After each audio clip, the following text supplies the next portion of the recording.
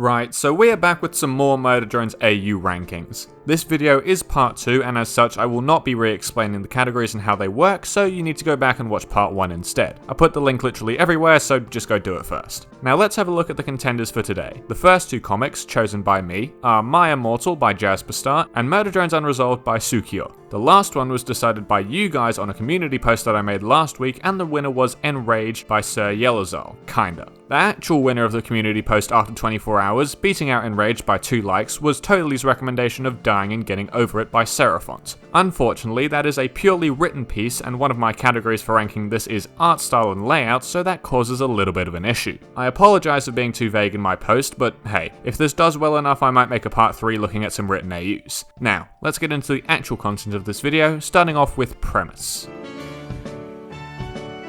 The premise for My Immortal actually relies on episodes 7 and 8 not happening. Instead, Tessa follows through with the plan she told N in episode 6, killing Uzi to prevent the spread of the Absolute Solver. Sin herself has been tracked to a habitable Tungsten 13, which is where Tessa, J, N, and the body of V head into the opening chapter, with Uzi's corpse being left on Copper 9 for Khan to find. N is not at all happy with this situation and decides he would be happier joining Uzi in the Robo afterlife than he is here in the land of the living, so he jumps off a cliff. Fuck this shit, I'm out. What he was not aware of when he did this is how drones work in this AU. The My Immortal explanation for Jay's return is the consciousness of a drone is able to be uploaded into another body as long as one is available. With N being a murder drone expected to go through a lot of violence, multiple clones were made by both JC Jensen and the Absolute Solver. Try as he might, N cannot fight back against this process, and if he keeps killing himself, he will eventually end up in a body belonging to the Solver, where he will be stuck basically forever. In short, he is immortal. But my man is seriously on the depression train, so if he can't kill himself, he's just gonna leave. Out in the woods, he runs into Lexi, an enslaved worker drone with purple hair, trying to escape to a rumoured colony of free workers in the north. N sees how helpless she is, and with some convincing from a sort of ghost/subconsciousness Uzi,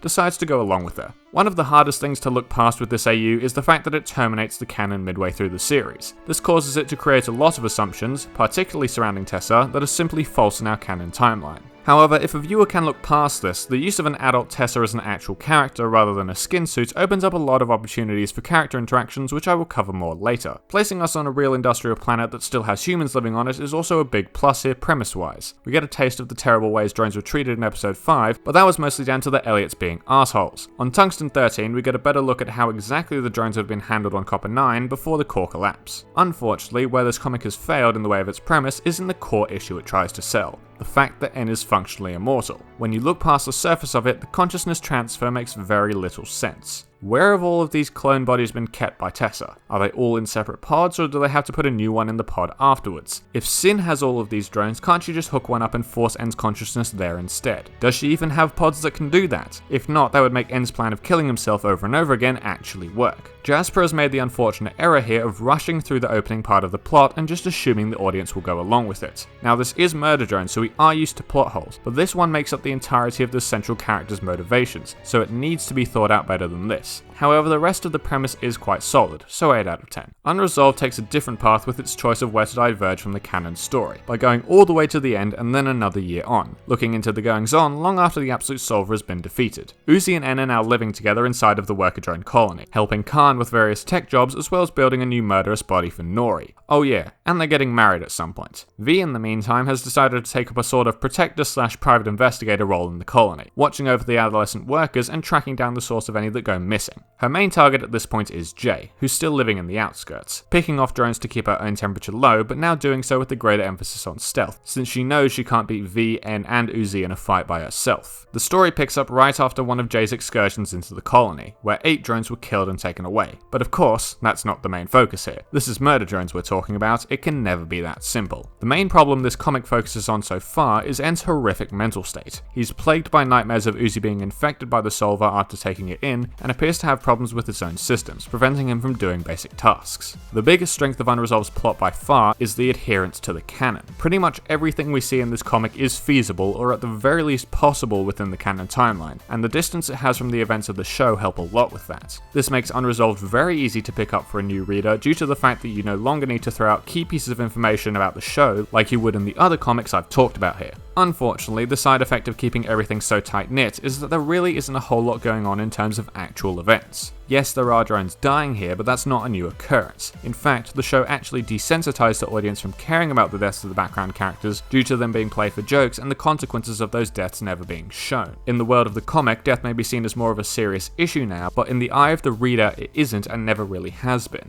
To be honest though, that's me splitting hairs with this premise. It is incredibly solid, and as such, I'm going to give it a 9 out of 10. Now, I've already voiced my previous grievances with Yellow Cell's comic and sanity in another video, so I do apologise if some of my review of this comic is a little bit biased, but I will try my best. Also note here that this comic has over 230 pages at the time of writing it, but I'll only be looking at the first 100 in order to be more fair towards the other comics who don't have as much content available. Enrage splits away from the canon story right after the final battle, where instead of the absolute solve being killed by Uzi and the day being saved, Sin gets her victory and kills our protagonist right in front of En. The rest of the cast manages to flee to the relative safety of the colony, where Khan takes center stage, announcing an attempt to fight back against the Solver and prevent it from consuming the planet. Replicas of Uzi's railgun are handed out to drones, and they begin to make their way back to the battleground. The focus then shifts to En, Lizzie and Thad, who've all been hit pretty hard by recent events. En is outwardly stoic towards the loss of Uzi, but when pressed about not doing anything to save her or Dole, he snaps, screaming at Lizzie and gripping her arm to the point of bleeding. Cat Ears McGee and Thad continue on without him, finding solace in each other over the loss of their individual friends, and committing to do more to help the resistance. Finally, we cut to Jay, who's flying through the sky with 2 prototype drones activated by Sin after a victory in battle, in order to kill off any remaining enemy drones. They bear witness to the final part of Sin's plan, which is to construct giant tentacles to aid in the process of eating Copper-9. This is a solid diversion to take away from the canon story, as it is literally in the final act, meaning anything you write to happen afterwards will once again not interfere with the main story ingrained in readers' heads. A lot of the plot for this comic is centered around the actions of individual characters, which will be covered later, but what is there in terms of general premise is pretty solid. But there is one main flaw I do need to point out, and that's the timeline. It's made very unclear to the audience the time frame that's been covered since the final battle. New drones have been activated and railguns constructed, but Khan is yet to give a speech, and it appears that the loss was very raw.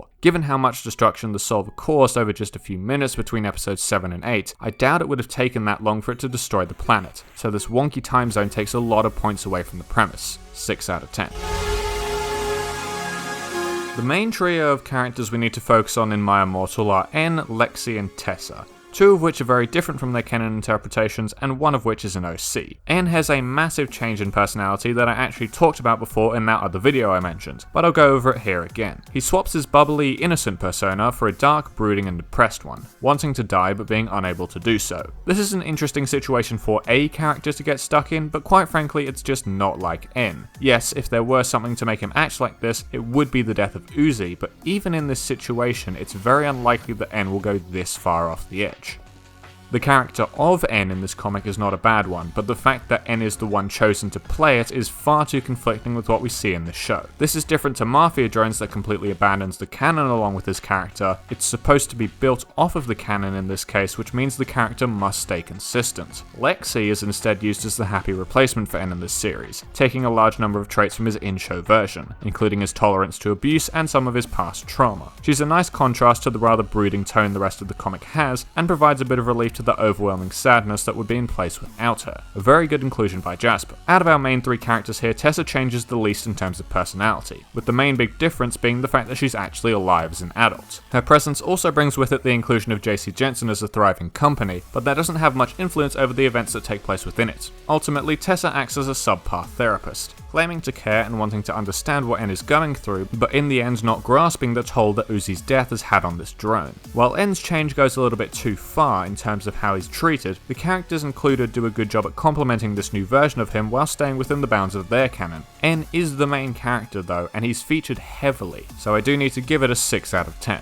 There really isn't much for me to critique in regards to Unresolved because the characters remain almost exactly the same as they were in the show proper, with one real exception, that being Uzi. Uzi, as seen in Unresolved, is a very different person in comparison to episode 8. She's much more jolly, much more social, and has a much better relationship with her parents, especially Khan, who she now works under and is somewhat protective of. While this is a significant change, it's not one that would seem outlandish given the new circumstances Uzi finds herself in. She now has multiple people that she feels completely comfortable around and has gone through many difficult struggles with. She has some level of fame within the colony beyond simply being Khan's daughter, and she is an older and more mature person in general. While Uzi becoming a nicer person is on brand, I'm not sure I could say the same for Nori. She's been living in isolation for much longer than anyone else in the series, and despite having open affection towards Uzi and hidden affection for Khan, she does not like the murder drones. There are several reasons behind this that will take longer to explain than I have effort to give, so we'll just stay a little bit more on the surface here. Her one and only child being in a committed relationship with one of these drones, as well as having other ones around that could still be helpful or harmful to the colony, should have Nori much more on edge than she is in the comic. The same thing applies to a lesser extent with Khan, as the murder drones were the reason Uzi got into all that trouble in the first place. And secrecy surrounding his weird dreams is a replica of what we see in episode 2, and the Vizzy relationship is something we all knew would happen anyway. 8 out of 10. Looking at Enraged, we have something of a mix between new, the same, and changed characters, but all the ways they change are quite similar. The catalyst for all of the character change in this comic is the death of Uzi. For real this time, not the bait one in episode 7. Khan responds to the death in exactly the same way he did in episode 7. He turns into an actual leader, rallying the WDF and other drones behind him to help fight against the Solver. For En, Thad, and Lizzie, however, they do not possess the same level of stoicism and drive. All three characters become hot-headed and emotional in response to the deaths of those close to them, frequently lashing out at each other over who's grieving the hardest. En's anger makes the most sense in this situation. Having been made to feel responsible for bad things happening his whole life, he carries the personal weight of Uzi's death on his shoulders. When Lizzie yells at him for not doing anything, he doesn't hurt her because he disagrees. He hurts her because she's right and he knows it. Thad at the very least tries to go a little bit more down the sympathetic route, trying to comfort Lizzie for a bit, which is very natural for his personality, but he is still just a kid and eventually he ends up folding as well. All three of these characters respond to the situation in understandable ways. In fact, I think En's reaction here is much more appropriate than what we see in My Immortal. 8 out of 10. The art style of My Immortal differs a lot from most of the other comics I've talked about before, and that's due to its use of only flat colours while drawing the characters. Aside from some mild lighting and shadow effects, as well as some gradients used in the background of the dream sequence, the entire comic is only made using these base colours. There's nothing inherently wrong with this approach, however you do lose a few opportunities to better emphasise the struggle En is going through, as by the nature of this style all of the panels will be lighter than they would be if proper rendering were applied to them. In my opinion though, the greatest strength of My Immortal as a comic is its structure and layout, which is done in an incredibly professional manner. It doesn't number the text bubbles, but the dialogue is still very easy to follow, we get a variety of interesting full pages, and the art has been moulded to fit the comic very well. 7 out of 10. Unresolved returns to a more traditional rendering style, somewhat reminiscent of Drones of the Deep due to its heavy emphasis on light created within the comic panels. The drone's eyes, absolute solver symbols, and even the text have very noticeable glows about them. Where it differentiates itself in terms of style is by going for a more cartoon-inspired design in some areas, especially around the drawing of the hair. This is slightly less effective than a more realistic style thanks to the darker tone of the comic, but again I'm splitting hairs. In terms of structure, Unresolved is the only comic I've seen so far that makes good use of bleed. We have a lot of overlap between panels, which is very helpful in terms of making the pages flow together. Unfortunately, it can't capitalize on this fully due to the fact that there are only ever 2 or 3 panels on a page. A larger page layout like we see in My Immortal would have been much more helpful here.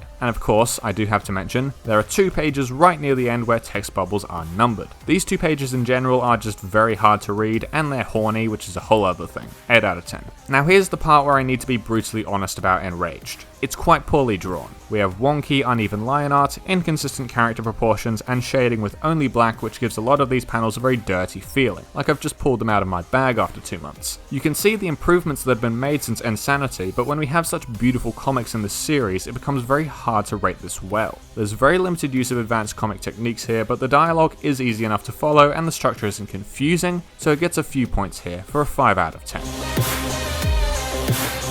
My Immortal definitely has the best reach out of all these comics, being available on Webtoon, Wattpad, Tumblr, and Twitter, as well as having substantial audiences through Opal and Toasty on YouTube. The presence of Webtoon especially means that readers can access the comic even without having to sign in anywhere, which is a huge bonus. No flaws here, 10 out of 10. Unresolved is a little bit harder to find, being present only on Blue Sky and Twitter, however it has perhaps the largest concurrent audience of YouTube viewers via Sunny. Great if you want to listen to the comic, not so much if you just want to read, so 7 out of 10. Enraged holds a similar position to Unresolved, being on Twitter and Blue Sky. However, its primary medium is through the Murder Drones subreddit, which is an interesting take as it's generally more difficult to locate individual users on the platform and stay updated. Sir Yellowzol themselves also have an official comic dub on YouTube, which is something that we haven't seen from any of the other comics. 7 out of 10. Now let's take a look at our final scores to try and draw some conclusions. For reference, here are the scores out of the first video. My Immortal finishes with a score of 31, right on par with Mafia Drones and Drones of the Deep, which I think is fair. Similar to Mafia Drones, it has fantastic reach and can be found almost anywhere, but loses quite a few points on characters simply due to the overwhelming change we see occur to N.